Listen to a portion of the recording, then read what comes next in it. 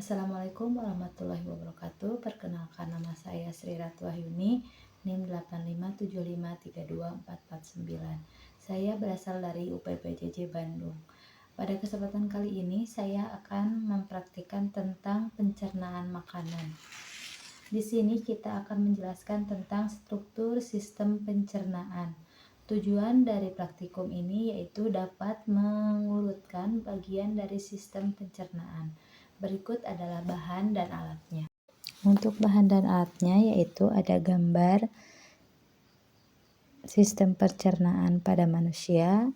Yang kedua ada alat tulis untuk menulis hasil pengamatan. Berikut adalah penjelasannya.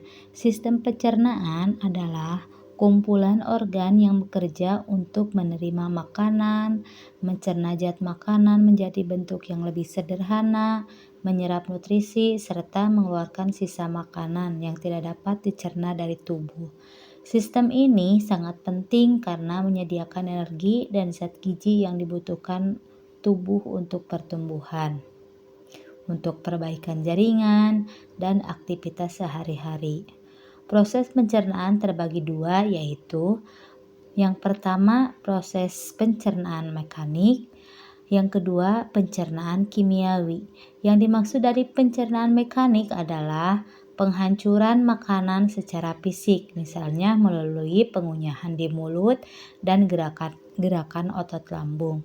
Yang kedua yaitu pencernaan kimiawi, artinya penguraian makanan dengan bantuan enzim sehingga zat makanan dapat diserap tubuh. Struktur sistem pencernaan manusia. Yang pertama yaitu saluran pencernaannya. Saluran pencernaannya dimulai dari mulut.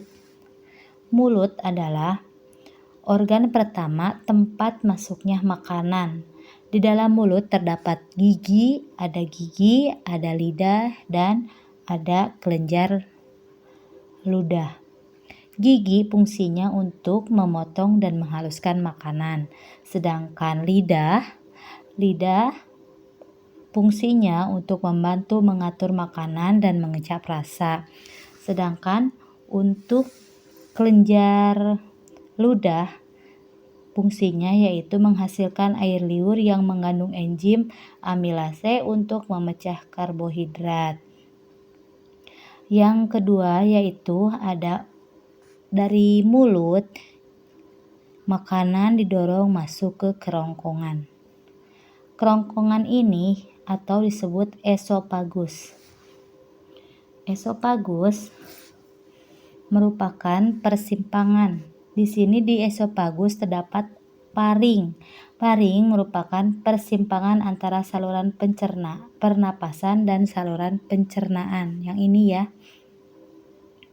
Setelah melewati paring, makanan masuk ke kerongkongan. Kerongkongan berfungsi untuk menyalurkan makanan menuju lambung melalui gerakan peristatik.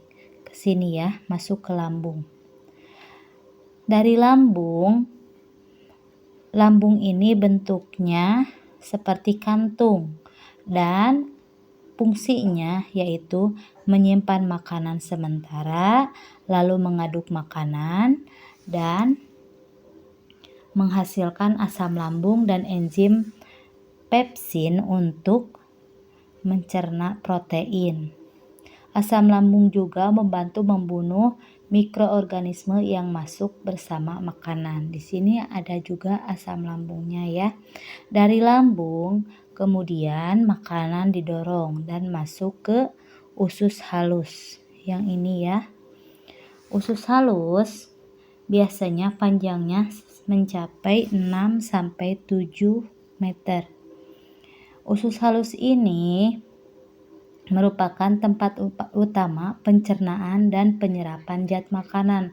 Usus halus terdiri dari ada duodenum atau yang disebut usus 12 jari. Yang kedua ada jejunum yaitu usus kosong. Yang ketiga yaitu ileum atau usus penyerapan. Di dalam usus halus terdapat usus pili yang memperluas permukaan penyerapan nutrisi. Sesudah dari usus halus, makanan didorong dan masuk ke dalam usus besar. Usus besar berfungsi yaitu yang pertama menyerap air dan mineral, yang kedua membentuk feses, dan yang ketiga menjadi tempat aktivitas bakteri baik yang membantu pembusukan sisa makanan. Di sini ya. Dari sini terus masuk ke rektum dan anus. Rektum sebagai tempat penyimpanan sementara feses sebelum dikeluarkan melalui anus. Sedangkan anus yaitu merupakan saluran terakhir pada sistem pencernaan.